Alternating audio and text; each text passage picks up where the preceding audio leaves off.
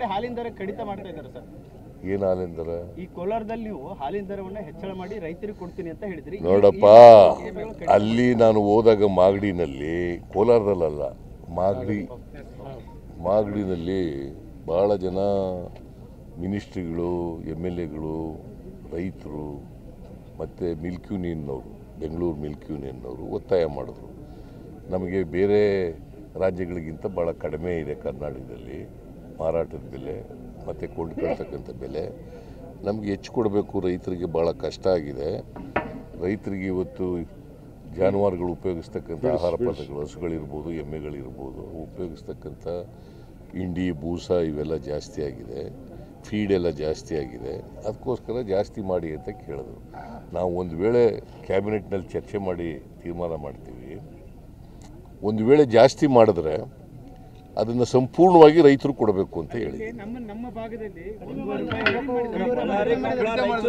ಒಬ್ಬರು ಮಾತಾಡಿದ್ರೆ ಹೇಳ್ತೀನಪ್ಪ, ಪದೇ ಪದೇ ಅವ್ರು ಮಾತಾಡ್ತಾವ್ರೆ.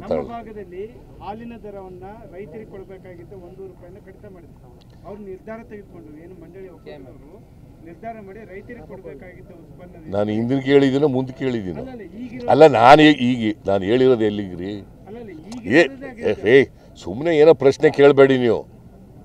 ನಾನು ಹೇಳಿರೋದು ಮುಂದಕ್ಕೆ ಮಾಡಿದ್ರೆ, ಬೆಲೆ ಜಾಸ್ತಿ ಮಾಡಿದ್ರೆ, ಹಾಲಿನ ದರ ಹೆಚ್ಚು ಮಾಡಿದ್ರೆ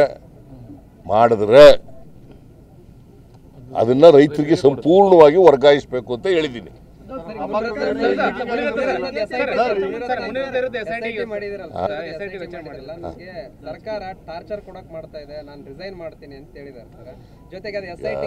ನಮಗೆ ನಾವು ದ್ವೇಷದ ರಾಜಕಾರಣ ಮಾಡಲ್ಲ ಯಾರ ಮೇಲೂ.